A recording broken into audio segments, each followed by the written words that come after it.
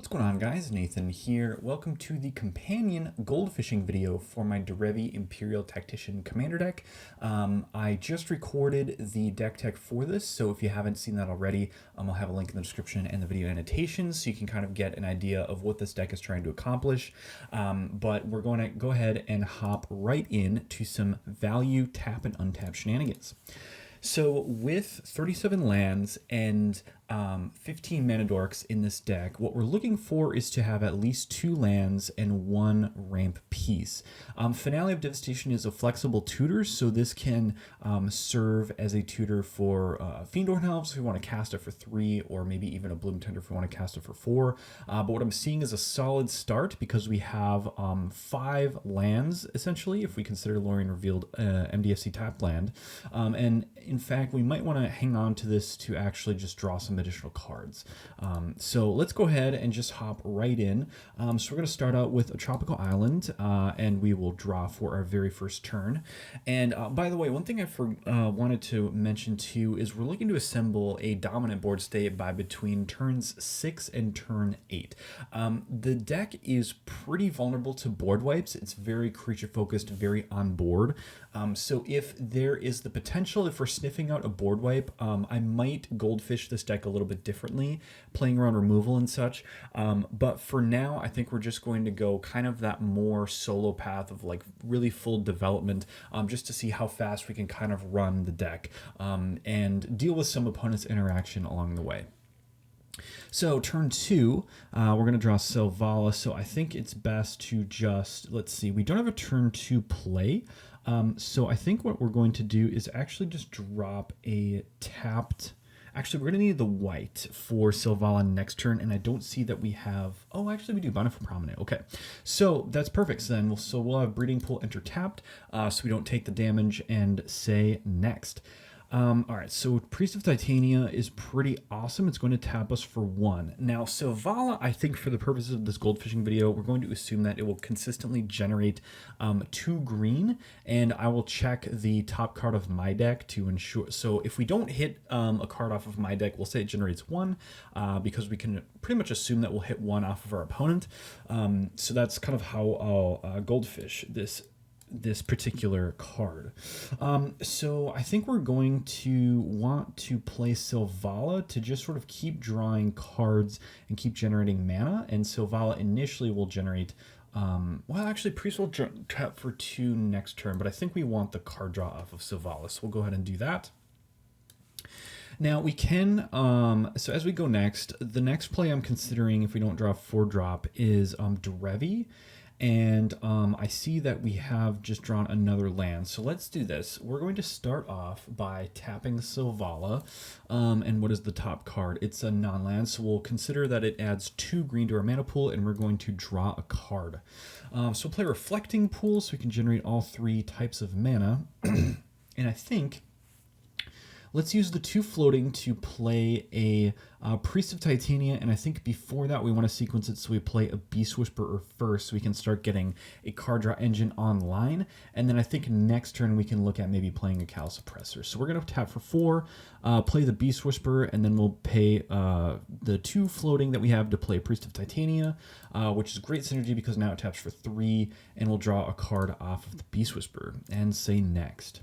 All right, so we can technically play a tapped land with Lorien Revealed. I think we want to go untapped. So let's count our mana. So we have 4, 5, 6, 7, 8, 9. So 9 potential mana. And with an untap, we can kind of have a free Derevi if we use Priest to then untap, have Derevi come in untapping the Priest. So let's see. So we have 9 mana. I think we don't want to play an Enderace Forerunners quite yet. I think the move is to actually start getting some value with a Finale of Devastation here, although we can draw more cards with Intellectual Offering, which is actually basically free at this point. It will just cost us a blue pip. So what I'm thinking is we probably want to do that and then maybe play the Callous Oppressor, assuming that our opponents might have something scary to remove. So let's lead. Well, actually, hold on. Let's count our pips. So we have 1, 2, 3 blue pips. Okay, so that should keep us covered. So I think first we're going to play the intellectual offering. Well, no. Let's do cephalid in case we draw an elf, and that might change our game plans. Do we want to do that? Yeah. So let's go blue, blue, and then colorless. Play the cephalid.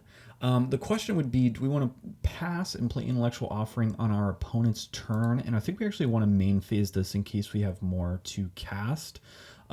So let's see. And we still have a land drop because it's turn 5. So I think we'll drop Hinterland Harbor. We'll enter untapped.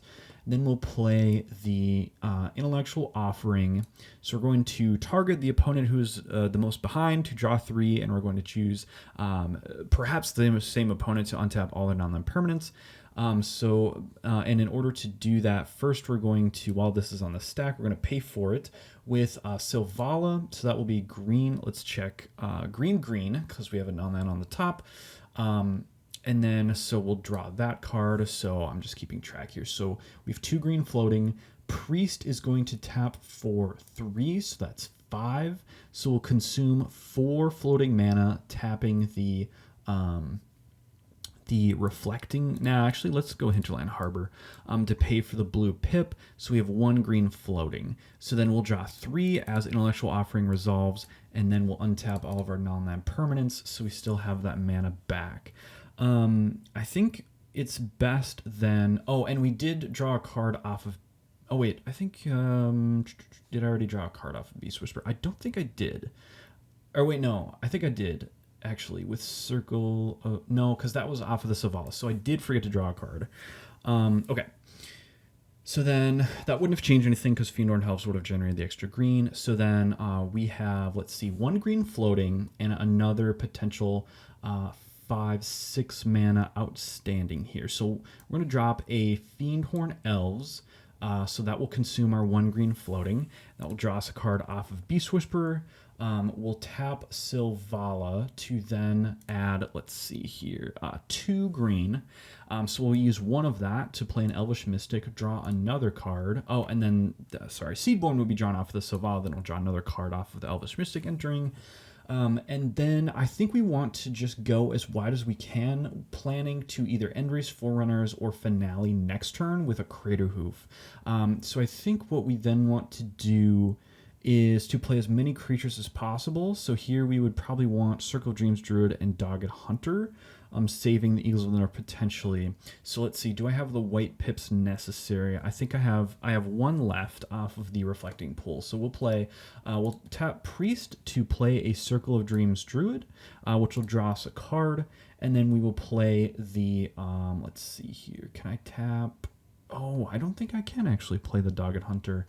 For some reason I had thought that I had enough mana, but that's fair. We've done a ton this turn. All right, so then we'll say next, and then we can now take control of our opponent's creature with the Callous Oppressor. So that is sort of on the table. If we were to have something like a White Plume Adventurer or Seedborn Muse, I see we have, we can utilize that to basically take out our opponent's best creature. So then what we would do is essentially play a Fabled Passage and crack it for, we'll call perhaps a Plains. And then essentially from here, we would have 1, 2, 3, 4, 5, 6, 7, 8, 9, 10, 11, 12, 13, 14, 15, 16, 17, 18, 19, 20 mana with card draw. So we could actually go Endrace Forerunners into a Finale, into Crater Hoof to then close out the game by turn 6. So that was pretty awesome. Let's do this one more time. We're going to go ahead and restart just to see, maybe can we, if we, maybe we don't have as many lands or ramp cards in hand. We're just going to run more scenarios and see what we get. All right, so I see 2 lands, actually 3 lands with Lorien revealed, and we have a 1-drop and a 2-drop, which is excellent. So I think this is a great start as well. So I think we're going to go, we don't have a turn 1 untapped Llanowar Elves. Unfortunately, however, let's see, for 2 mana, we could do, we're going to have to do a tapped Sunpetal Grove. And then, we'll have to draw a card for the turn. 1, 2, 3, 4, 5, 6, 7. Yep. Okay, so then we'll go next into turn 2. So what I would like to do is, let's see, so we'll have 2 mana, so we could drop a Mikaeus or a Llanowar Elves, and I kind of want to do the Llanowar Elves instead. So I think we're going to do a Misty Rainforest, crack it for, I think it's called Spar's Headquarters, and that will enter tapped. And we will take the 1 damage. Then we're going to tap for green and run out the Llanowar Elves, which is still pretty good time to be ramping. Then I'm thinking that we play, let's see, so this is where it's important to check your pips. So we can have white, green, blue for Derevi if we wanted to. However, I really like to save Derevi until we can untap something useful. So I think what we want to do is probably play Tribute as a development piece, and then Mikaeus would enter with, let's see, because we would have to have it enter with 3 1/1 counters to trigger the card draw. So that would take 4 mana for next turn. So I think that's the move. So we do need the 3 green pips though. So let's play the let's go Mystic Gate. Yeah, and then we'll play the green for Tribute so that we can start sort of developing, although it might actually be better to play Jalanra. Okay, actually I'm going to take that back. Let's go Jalanra to always have the better development. And we're going to say next off of that because we don't have a 1-drop. So then let's see, do we have any card draw? I don't think so. Oops, I'm sorry. That needed to be played there. 1, 2, 3, 4, 5 mana at our disposal. We technically have Derevi to generate 1, but it's going to cost us 2 net. So I think 2, 3, 4, 5. So if we play our land, 1, 2, 3, 4, 5, 6. So we technically can draw a card off of Jalanra if we hit enough off of Mikaeus. But I think the move is to develop with Tribute and Elvish Harbinger, because then we can generate we can get an Immaculate Magistrate off of Elvish Harbinger and start buffing our creatures that way. Although we do technically have a Finale of Devastation ready to search for Drumbellower. So let's see. So I think we actually want to run out Mikaeus for the Drumbellower synergy next turn. So I think we play off of that assumption. Let's see. And we can't hit 1, 2, 3, 4, 5, 6. So we can't hit Tribute and Mikaeus. However, we could play Elvish Harbinger into Mikaeus. And then we can then guarantee that we draw more ramp next turn with Elvish Harbinger. So I think the move is to go, let's see, so that would be tap that for 2 colorless, and then any for Elvish Harbinger. And then when it ETBs, I think we want to search up actually a Circle of Dreams Druid. I think ramping is actually better here. Hold on, actually, do we want... So we're going to play Drumbellower next turn, but it still needs a full turn of Summoning Sickness. So I think we still do Circle of Dreams Druid as the tutor effect. And then for 3 mana, we're going to play Mikaeus with 2 power. So I technically can tap him to start buffing things. So then we'll say next. Okay. So we can have Lorien Revealed enter as a tapped land. And we have, let's see, 7 mana. I think what we want to do,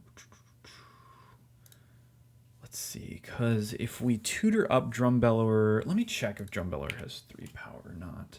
Actually, it won't matter because I think we have to actually run out Circle of Dreams Druid and Selvala and just continue to develop. So we'll go That should be white, white, and then we need a green for Silvala. And then we'll go green, green, green for Circle of Dreams Druid, so we can start drawing more cards. We'll tap Micaeus to put a put a 1/1 counter on all of our creatures. We'll go 1/1 powered there, and then I think we'll go next from there. So now we have 1, 2, 3, 4, 5, 6, 7, 8, 9, 10, 11, 12, 13, 14, 15 mana at our disposal. Okay, so we basically have enough to search for Crater Hoof plus play Tribute plus Priest of Titania. That's kind of disgusting. All right, so let's do that. So this is going to be a classic sort of elf ball finish, but I think what we do is we go Tribute, tapping for 3 here. Then we would go, let's see, so let's tap this to see what we draw. Actually, before we do that, let's tap Silvala to activate her to see what we get. Okay, so we're going to draw a card and add 2 green to our mana pool. So we have 2 green floating, so we're going to play Tribute and tap a green for that. So that consumes our floating mana. And then I think we want to then do Priest. So that would consume, let's see, green, green. Or no, we actually want to save Jelana, so that would consume these 2. And then we have, actually, so we can play Fiendhorn Elves for free. So let's tap Spar's Headquarters for that. And then, because Circle of Dreams Druid is going to tap for, let's see, 1, 2, 3, 4, 5, 6, 7, 8, 9, 10. So boom, we go. Oh, but Crater Hoof is going to enter while those are tapped. Okay, that's not a great option, actually. So I think, how do we want to, let's see. Okay, so Great Oak Guardian can potentially untap our creatures for a combat finish. Let me look at what we have, actually, to search up, which let me show over here. So, in the finishers category, or the untap category, we can grab a Drum Bellower, we can grab Merc Fiendly, Seedborn Muse, Waypoint Adventurer. I think, do we actually want to play an Elishnorn for the... You know what? Maybe Sarah's Emissary is actually a better tutor in this case, because we can get combat damage triggers. Or we save the finale for next round, but I think it's actually better to use the mana while we have it. So I think that the move is actually to search for Elishnorn. So we would go 1, 2, and then this would tap for an insane amount of mana and tap everything else. And then Finale would then trigger Jelana. We would draw a card, and then we would tutor up Elishnorn to the battlefield to give our creatures +2/+2, and our opponent's creatures -2/-2. Now, that will pretty much put us in dominant board state by turn 6, which is what we're looking for.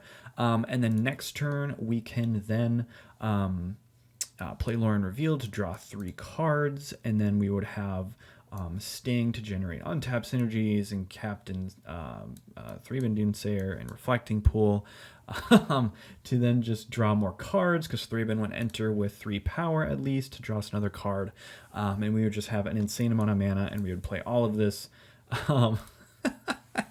So that, I think, is a pretty good end state by turn 7.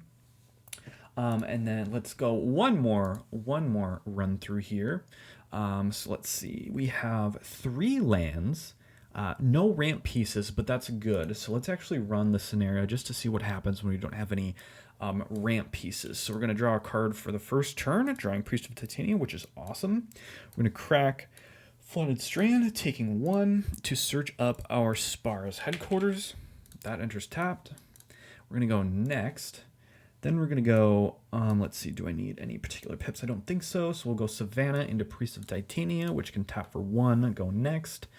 1, 2, 3 mana available. So we technically can run out Patron Wizard, although it's not particularly good at this point in time. I think it's actually better to get out,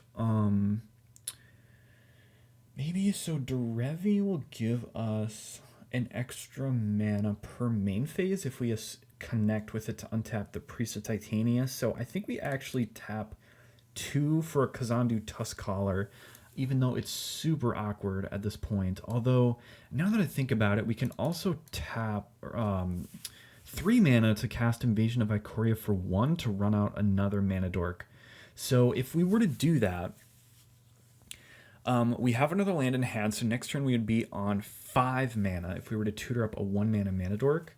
So with 5 mana, we could then play Captain Sisay or Derevi. So I think it's honestly better to just keep developing with ramp because we have the Crater Hoof in hand.